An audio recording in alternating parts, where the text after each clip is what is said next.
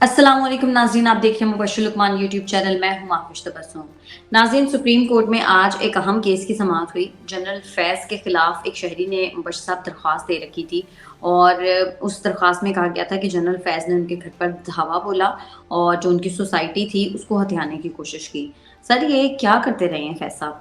دیکھیں، آج جب چیف جسٹس پاکستان تھے نا، انہوں نے 3 رکنی بینچ جو ہے وہ سماعت کر رہا تو ٹاپ سٹی جو اسلام آباد کی سوسائٹی ہے نا، اس کے مالک معیز احمد خان کی طرف سے فیض حمید کے خلاف اغوا سمیت دیگر الزامات پہ درخواست کی سماعت ہوئی۔ تو وہ کہتے ہیں کہ جی 17/5/2017 کو آفس اور گھر پر انٹیلیجنس اور پولیس اور رینجرز کے ساتھ انہوں نے دھاوا بولا، اور درخواست گزار جو اس کا موقف ہے کہ جی فیملی سمیت مجھے اغوا کر لیا، غیر قانونی طور پر 5 دن مجھے حراست میں رکھا، اور ان کے گھر اور آفس سے کئی قیمتی اشیاء، سونا، نقدی، پلاٹس کے کاغذات اور مزید اشیاء جو ہیں وہ ساتھ لے گئے۔ اب چونکہ پہلے معاملہ وزارت دفاع نے دیکھنا تھا، اس لیے سپریم کورٹ نے وزارت دفاع اور آرمی کے ادارے کو واپس بھیجنے کا کہا اور درخواست کو نمٹا دیا۔ لیکن اس طرح کے الزامات تو ان پہ بہت لگے ہیں، ایک تو نہیں لگا، اور ان کے اوپر، ان کے بھائی کے اوپر کرپشن کے بھی بڑے الزامات لگے ہیں۔ تو لیٹ سی اب ہوتا کیا۔ سر، خان صاحب کی کابینہ کے رکن ندیم افضل چند صاحب کے مطابق تو جنرل فیض جو ہیں وہ تحریک انصاف کی حکومت کا حصہ تھے، اور خان صاحب کے دفتر میں بھی ان کا بہت آنا جانا تھا۔ تو سر، کیا لگتا ہے کوئی ادارہ جاتی کارروائی ہوگی؟ چند صاحب کو کابینہ کے رکن تھے، میرا نہیں کیا، میرا خیال ہے اسپوکس پرسن تھے عمران خان کے ایک وقت میں، اچھا۔ بٹ میرا خیال ہے کہ شاید کابینہ کے رکن ہی تو شاید ہوں۔ لیکن دیکھیں، جنرل فیض پہ کافی الزامات ہیں جو میں نے آپ کو بتایا، اور سب سے بڑا الزام تو یہی ہے کہ انہوں نے ٹاپ سٹی کے مالک کو یرغمال بنایا، ان سے سوسائٹی کرا کر اپنے بھائی نجف حمید کو دینے کی کوشش کی۔ وہ ایک عام پٹواری تھا، اور بعد میں وہ اربوں روپے کا مالک ہو گیا چکوال میں۔ تو چکوال میں جتنے بھی ترقیاتی کام ہوئے، سڑکیں بنی، موٹر وہیکل لنکس بنے، وہ سارے ان کے پر جنرل فیض کی مہر لگی ہوئی ہے۔ پی ٹی آئی حکومت میں سینٹ الیکشن مینج کرنے کا بھی الزام ان پہ ہی ہے۔ کافی سنگین الزامات ہیں، تو یہ کوئی نئی بات تو نہیں ہے۔ بہرحال سر، صدر عارف علوی صاحب، آپ کے فیوریٹ، انہوں نے وزیر اعظم کاکڑ صاحب کو خط لکھا ہے، اور اس میں کہا ہے کہ بنیادی حقوق اور ہموار سیاسی میدان کے حوالے سے پاکستان تحریک انصاف کی جو خدشات ہیں وہ انہوں نے ان کے سامنے رکھے ہیں۔ سر، آپ کو کیا لگتا ہے یہ متعلقہ فورم تھا جہاں پر یہ بات کرنی چاہیے تھی ان کو؟ نہیں، بالکل نہیں۔ یہ دانتوں کا کیڑا نکالنے والا جو ڈاکٹر ہے نا، بیسیکلی یہ ڈیزرو بھی نہیں کرتا کہ یہ پاکستان کا صدر بنتا ہے۔ اب آپ دیکھیں، لیکن اگر وہ ہیں صدر، اٹس اے ریئلٹی۔ آئی نو بات یہ ہے کہ ابیوز آف پاور بھی اسی کو کہتے ہیں، یا مس یوز آف پاور بھی ایسی چیزوں کو کہتے ہیں۔ دیکھیں، آئینی کام جو ہے وہ تو کر لیں پہلے، جیسے کتنی دیر سے پیپلز پارٹی کہہ رہی ہے کہ جی وقت پہ الیکشن کروائیں، 90 دن میں الیکشن کروائیں۔ تو پیپلز پارٹی کے لیے تو نہیں انہوں نے کبھی خط لکھا، اب تحریک انصاف کے لیے خط لکھ دیا کہ جی اس کے خدشات پہ غور کرنے کو کہا، کہ جی نگران وزیر اعظم کو بنیادی حقوق اور ہموار سیاسی میدان کے حوالے سے انہوں نے کہا۔ 9 مئی کے حوالے سے عارف علوی کہتے ہیں کہ جی خواتین سیاسی ورکرز کی طویل نظر بندی جو ہے وہ عدالت کی جانب سے ریلیف کے بعد بار بار دوبارہ گرفتاریاں معاملے کو مزید حساس بنا دیتی ہیں۔ تو کہنا کیا چاہتے ہیں، کرنا کیا چاہ رہے ہیں؟ ان کے خیال میں کوئی غیر آئینی کام ہو رہا ہے، ان کے خیال میں کوئی غلط کام ہو رہا ہے۔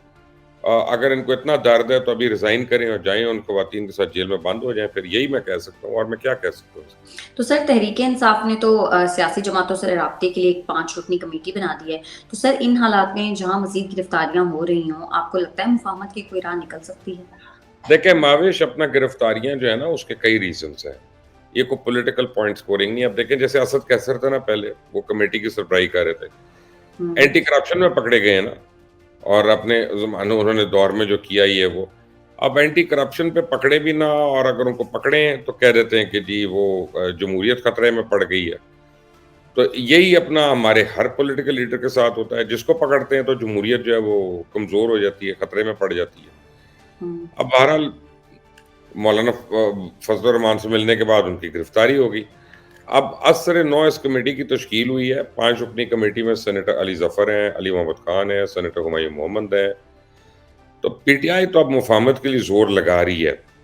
دیکھنا یہ ہے کہ آگے تک ابھی لائن بزی ہے، کہ لائن ان کو فری کب ملے گی. That is an important thing. باقی تو بیکار کی باتیں.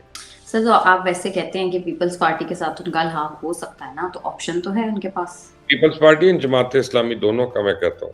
جماعت اسلامی سے الیکشن سے پہلے, پیپلز پارٹی سے الیکشن کے بعد. اوکے سر, نون لیگ نے ایک منشور کمیٹی بنائی, 33 لوگ اس میں شامل کیے, لیکن جنوبی پنجاب اور بلوچستان سے کسی کو شامل نہیں کیا. سر کیا لگ رہا ہے یہ جو نون لیگ ہے یہ کیا صرف لاہور کے گرد و نواح تک محدود ہے؟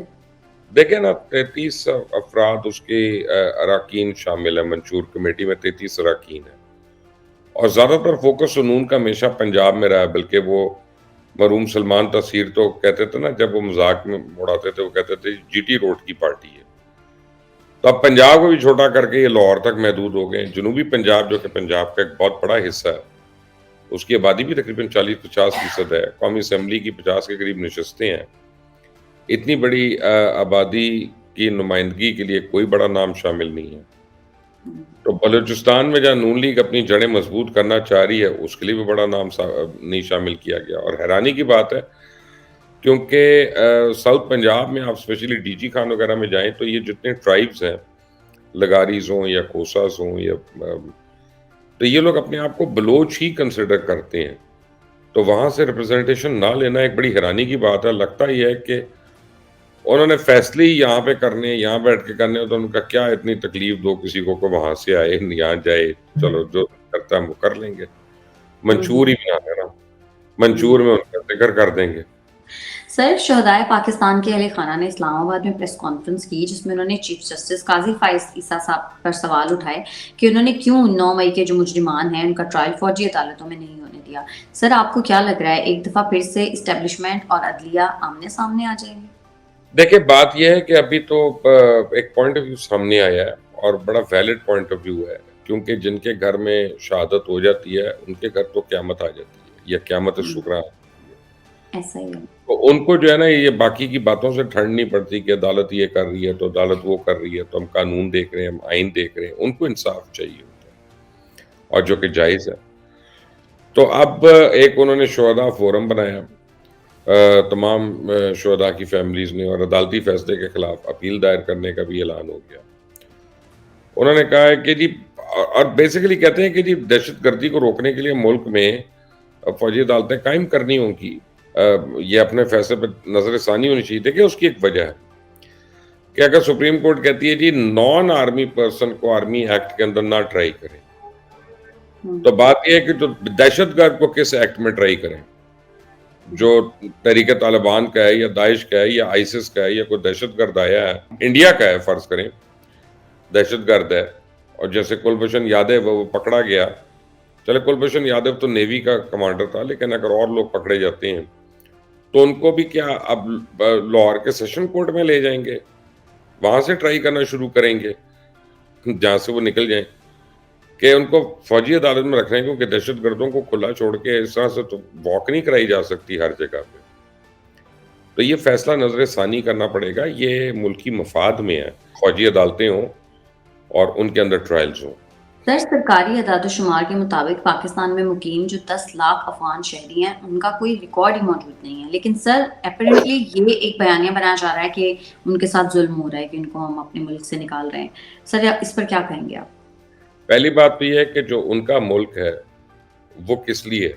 یا تو وہ کہنا کہ ہم اس کے شہری نہیں ہیں, وہ تو نہیں کہہ رہے, تو وہ اپنے ملک میں جائیں. وہ آئے تھے کہ جی ہمارے ملک میں جنگ ہے اور ہمیں وہاں سے نکالا گیا. 30 سال پہلے کی بات ہے یہ.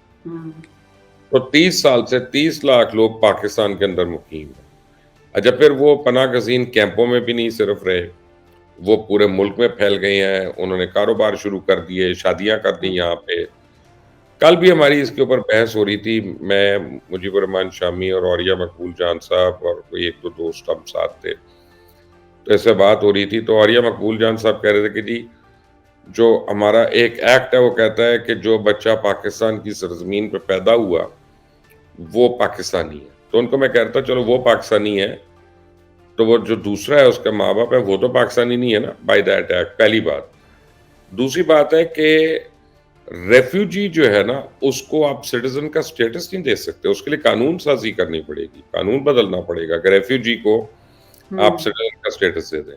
اب یہ اکرم صاحب بھی تھے وہاں پہ, تو وہ کہنے لگے کہ جناب بڑا ظلم ہو رہا ہے، اور یہ صاحب نے بھی کہا، اور یہ ہو رہا ہے اور وہ ہو رہا ہے. تو یہ بیسیکلی پولیس ایکسیس کو لوگ سمجھ رہے ہیں کہ ریاستی ظلم ہو رہا ہے. اب پولیس ہماری جیسی ہے نا جی. وہ جب ان کو اگر لگتا ہے تو وہ کہ جی افغان ہے یا افغان نہیں بھی ہے تو وہ اس کو تنگ بھی کر سکتے ہیں، کچھ کر سکتے ہیں.